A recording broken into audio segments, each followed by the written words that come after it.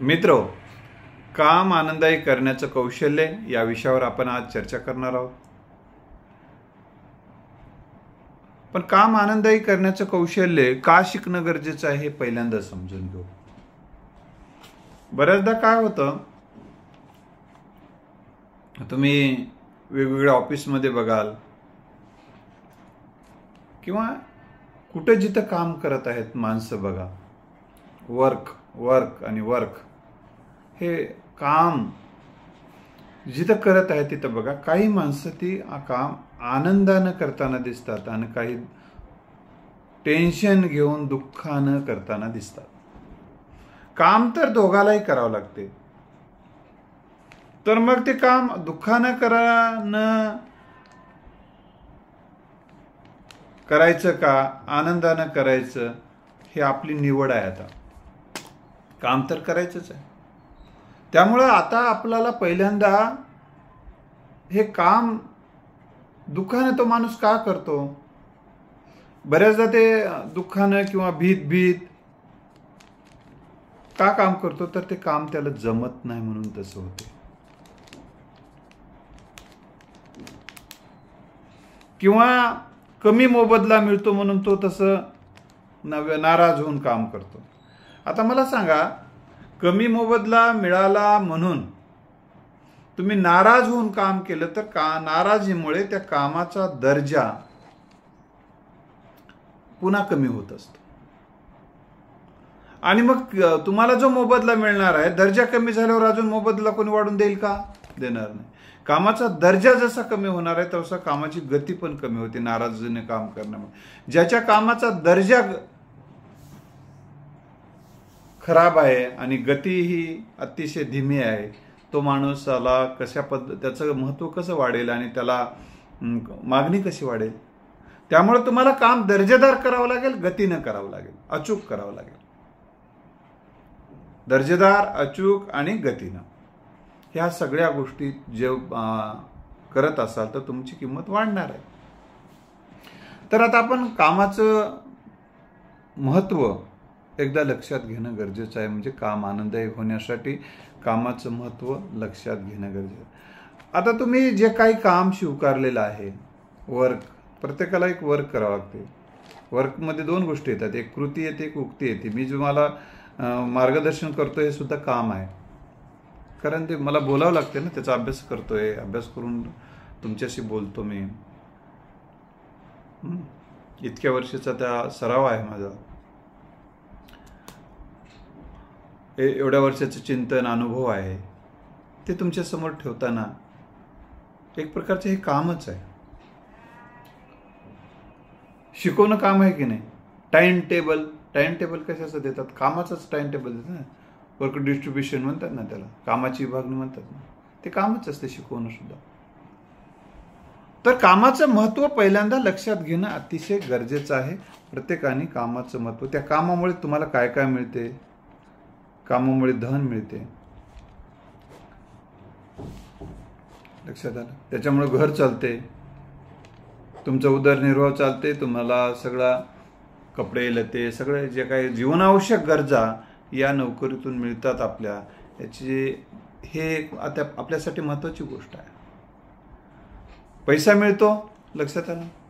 त्याचबरोबर तुमचं जर ते काम नोकरीचं असेल, नाही तर उद्योग, व्यवसाय, व्यापार असेल, किंवा तुमचा अभ्यास सुद्धा हे कामच आहे. त्या अभ्यास केला तर तुम्हाला यश मिळते, यश मिळाल्यानंतर पुन्हा पैसा मिळतो, पद मिळते, पदानंतर पैसा मिळतो, पैसा मिळतं, प्रतिष्ठा मिळते. म्हणजे हे तुमच्या वर्कचे बेनिफिट्स आहेत. आणि ज्या वर्कला बेनिफिट्स असतात ते काम महत्त्वाचं असते. ज्या कामाचे फायदे असतात ते काम महत्त्वाचं ठरते. आणि महत्त्वाचं काम केले की माणसाचं महत्त्व वाढते.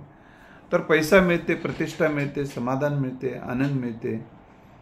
मित्र, कामामुळे आनंद मिळते. त्यामुळे तुम्हाला काम कसं करावं लागेल? दर्जेदार करावं लागेल, अचूक करावं लागेल, गतीनं करावं लागेल. त्यामुळं कामाचं महत्त्व पहिल्यांदा लक्षात आलं तरच अतिशय काम महत्त्वाचं आहे, तेव्हाच तुम्ही ते दर्जेदार कराल. त्याचबरोबर गतीनं कराल, अचूक कराल. त्यामुळे पहिल्यांदा काम मिळालंय याचा आनंद माना तुम्हाला. जे काही काम मिळाले ना ते काम करायला मिळते. आपल्याला तरी काम आहे, दुसऱ्याला काम नाही असा विचार करा. तुम्हाला त्या कामाचं महत्त्व वाटेल आणि मग तुम्ही कामामध्ये मन लागेल तुमचं. तर आपण काम अतिशय महत्त्वाचं करतोय ही भावनाच माणसाला आनंद देते. मी अतिशय महत्त्वाचं काम करतोय, माझ्या ह्या कामामुळे मला तर फायदा आहेच, याचा तर मला आनंद आहेच म्हणायला पाहिजे. पण या कामामुळे मी अनेकांच्या जीवनामध्ये चांगला बदल घडतोय, जीवनावश्यक गरजा पुरवणारं काम मी करतोय, समाजाचा मानसिक स्तर उंचावणारं काम करतोय, समाजाचा बौद्धिक स्तर उंचावण्याचं काम करतोय, समाजाचा वैचारिक लेवल उंचावण्याचं मी काम करतोय, असं जर मला वाटत असेल तर मला ह्या कामामध्ये मदत येते. त्यामुळं मला ह्या कामात आनंद वाटण्याचं अनेक कारण आहे की अनेकांचे फोन येतात, अनेकांचे मेसेज येतात, सर तुमचं व्याख्यान ऐकलं, खूप आनंद वाटला, छान वाटलं, माझ्यामध्ये हा बदल झाला बघा, माझ्या मुलामध्ये हे बदल झाला, माझ्या मुलीमध्ये हा बदल झाला. असे वेगवेगळ्याचे जे फीडबॅक येतात, हे फीडबॅकसुद्धा माझ्यासाठी अतिशय महत्त्वाची गोष्ट आहे आणि मला खूप आनंद देत असते. हे सुद्धा माझ्या ह्या कामाचं महत्त्व आहे. आणि हे जेव्हा मला लक्षात यायला लागतं, कामाचं महत्त्व वाढत गेलं तुमच्या लोकांच्या नजरेत, तर तुमचे महत्त्व वाढते आणि लोक तुमच्याकडे सकारात्मक नजरेनं बघायला लागतात. त्यामुळे मित्रहो, तुमच्या काम महत्त्वाचं आहे हे लक्षात सुद्धा इतरांना आणून द्या. आणि काही जणांच्या लक्षात येत नसेल तर ते आणून द्या. तर काम आनंददायी बनवण्यासाठी कामाचं महत्त्व लक्षात घेणं आणि लक्षात आणून देणं हे अतिशय गरजेचं आहे. त्यासाठी दर्जेदार करणं, गतीनं करणं, अचूक करणं हे काम आनंददायी.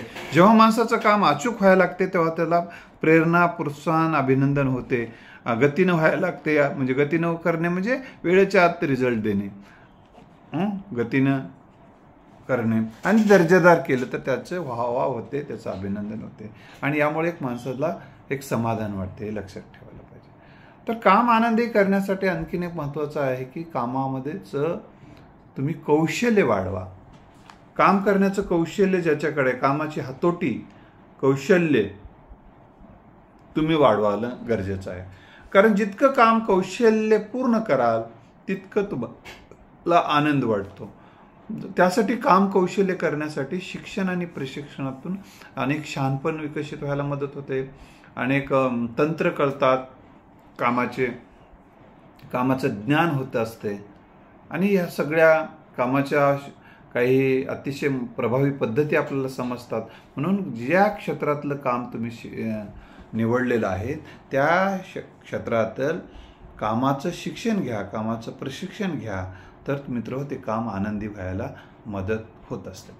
आता उदाहरणार्थ तुम्हाला मी सांगतो की तुम्हाला कपडे शिवायचं आहे, कपडे मिशन, तुम्हाला ते कामाचं प्रशिक्षणच घेतलं नाही, शिक्षण घेतलं नाही, तर तुम्ही कसं काय शिवाल?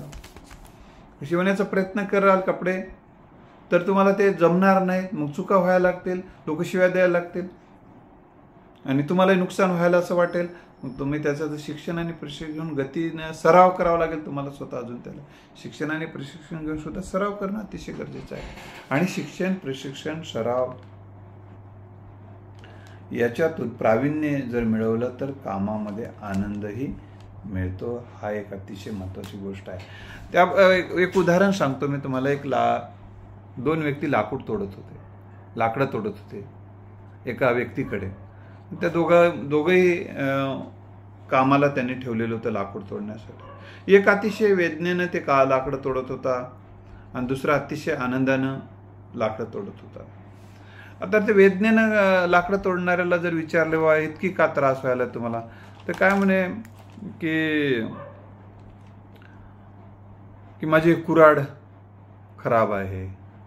बरं, याचा काही मोबदलाही काही नाही तेवढा आणि मला काही आवडतही नाही. लक्षात, म्हणजे तुम्हाला सांगतो, जे तुम्ही काम असं निवडा की जे तुम्हाला आवडते, आवडत्या कामात आनंद असतो, ही एक गोष्ट लक्षात ठेवा. दुसरी गोष्ट, आता त्या लाकूड तोड्यांना ते आवडत नसेल, ज्याला आनंद वाटत होतो त्याला विचारण्यात त्यानं म्हणला मला आनंदही वाटते. आता दुसरा प्रश्न, ठीक आहे आनंद, बघ त्यानं म्हणला कुऱ्हाड मुंडी आहे, तर कुऱ्हाडीला घासता येते ना, धार लावता येते ना. मग धार लाव म्हणलं तर नाही, कुठं धार लावत बसा. आळसीपणा हे दुःखाचं कारण आहे. मग त्या वेदना होणारच. मग याला विचारलं तर सत्य म्हणला की मी कुऱ्हाडीला धार लावत असतो सातत्याने. लक्षात आलं. आणि मोबदला माझ्या कामात गती येत आहे. जितके जास्त लाकडं तोडतोय तितके मला जास्त मोबदला मिळायला लागला म्हणलं. तर हा मोबदला कमी मिळतो म्हणून रडत बसला फक्त. कारण काम वाढवायचं नाही, फक्त पैसे वाढवावे अशी जी भावना असते. काम वाढवलं तर कामाचा दर्जा वाढवला, कामातली अचूकता वाढवली, कामाची गती वाढवली तर त्या मानानं पैसाही तुमचा वाढतो. तुम्हाला चांगलं काम करणारा व्यक्ती म्हणून तुम्हाला डिमांड पण येत असते. तर मित्र गती तर हा मोबदल्यासाठीच रडत होता, पण कुऱ्हाड आणि ला धार लावत नव्हता आणि त्यामुळे त्याला वेदना होत होत्या. म्हणून आपण आपल्या जे काम करत असतो त्यासाठीचं शिक्षण आणि प्रशिक्षण घेऊन आपण स्वतःच्या मन बुद्धीला सातत्यानं धार लावत राहिलं पाहिजे. आपलं ज्ञान जर अद्यावत नॉलेज असेल तर आपल्याला ते नॉलेज देत असताना सुद्धा आनंद वाटतो आणि दुसऱ्या घेणाऱ्यालाही आनंद वाटत असतो. तर ह्या सगळ्या गोष्टी तुम्ही जर जोपासल्या, पोचल्या तर मित्र हो नक्की तुम्हाला काम आनंदी व्हायला मदत होते. आणि कामानं तुमची पावर वाढतात, कामानं तुमचं समाधान वाढते, कामानं तुमचा इतिहास निर्माण होतो. जितकं उत्कृष्ट काम कराल, दर्जेदार काम कराल, एक नवे त्या कामामध्ये जितकं नाविन्य आणाल त्या कामामुळे काम आनंदी व्हायला मदत होते. त्यामुळे बरोबर कामाचा आनंदी होण्यासाठी दुसरी महत्त्वाची गोष्ट कामाचं नियोजन करणं अतिशय गरजेचं आहे. आणि नियोजित कामं वेळेच्या वेळी पार पाडत आहोत ही भावनाच माणसाला आनंद देत असते. म्हणून कामाचं नियोजन करून काम केलं तर कामाचा आनंद वाटत असतो. आणि ते काम कोणत्या कामामध्ये माणसाला आनंद वाटते? जे काम हे कायदेशीर आहे आणि फायदेशीर आहे ते काम स्वीकारलं पाहिजे.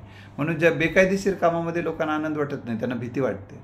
त्यामुळं आपलं काम हे कायदेशीर असावं आणि ते काम फायदेशीर ठरावं यासाठी आपल्याला प्रशिक्षण घेणं, शिक्षण घेणं, मार्गदर्शन घेत राहणं, इतरांना विचारून करणं अतिशय गरजेची गोष्ट आहे. आणि त्या कामाला जे कोणी मदत करते तुम्हाला त्यांना प्रेरणा, प्रोत्साहन देणं, त्यांना थँक्यू म्हणणं.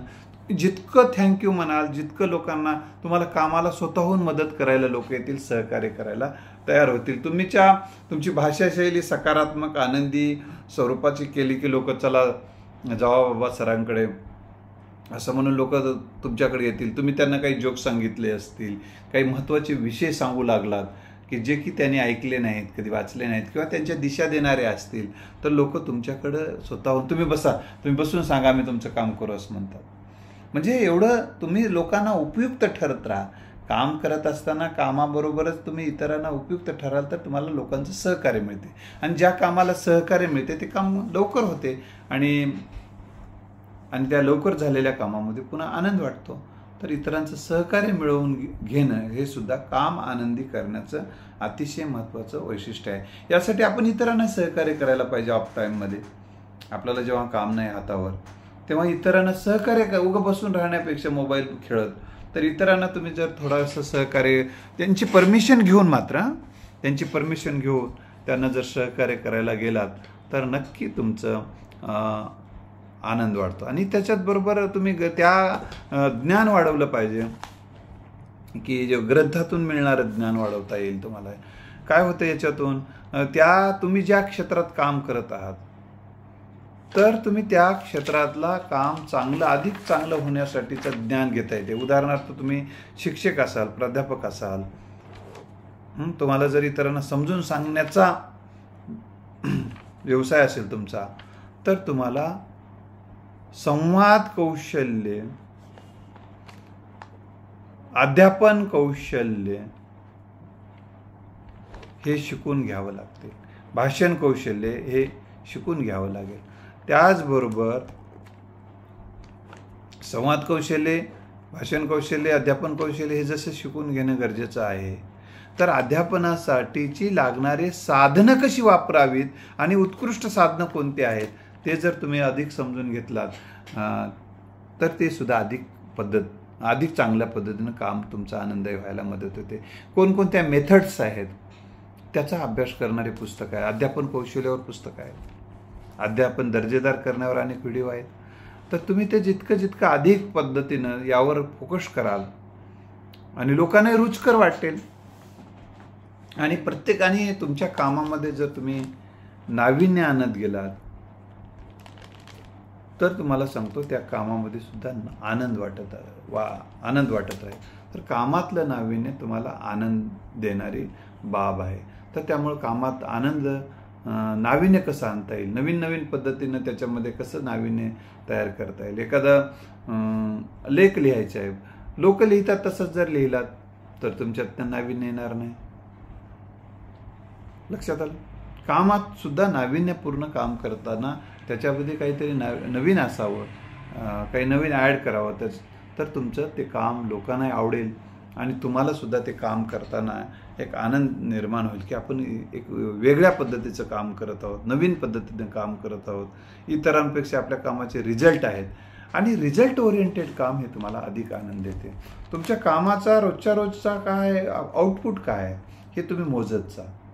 आज तुम्ही समजा तुम्हाला 100 फूट खोल खंदायचं आहे, विहीर 100 फूट, तर तुम्हाला ते काम आहे.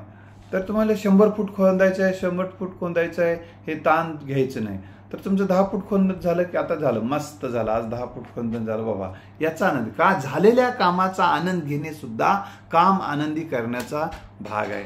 आणि आता पुढचं तर होऊन जाते. हा विचार करा, काम मी करू शकतो आणि काम चांगलं करू शकत आहे, हा विचार तुम्हाला आनंद देणार असतो. आणि कामामध्ये काम करू शकतो हा आत्मविश्वास येणं सुद्धा काम आनंदी करण्याचं एक महत्त्वाचं वैशिष्ट्य आहे. आणि हे कामामध्ये आत्मविश्वास कधी येईल? तुम्ही ज्ञान घेतलं कामाचं, शिक्षण घेतलं कामाबद्दल, प्रशिक्षण घेतलं, लोकांचं मार्गदर्शन घेतलं आणि ते काम करून सराव होऊ लागला, कामामध्ये सराईतपणा येऊ लागला की हे काम आनंददायी होते. तर मित्र, या आणि कामाच्या अनुषंगाने काही प्रश्न असतील मी विचारलेला, तर या संदर्भामध्ये तुम्हाला मी प्रश्न विचारतो या व्याख्यानाच्या अनुषंगाने, तुम्ही त्याचं उत्तर द्या. यूट्यूबवरच द्या, हनुमंत भोपाळे यूट्यूबवर. आणि त्याच्यामध्ये तुम्हाला मी प्रश्न असा विचारत आहे, तुमच्या मते काम आनंददायी होण्यासाठी काय करायला पाहिजे, याचे 1-2 मुद्दे किंवा 1-2 पॉइंट्स तुम्ही मला चॅट बॉक्समध्ये टाका.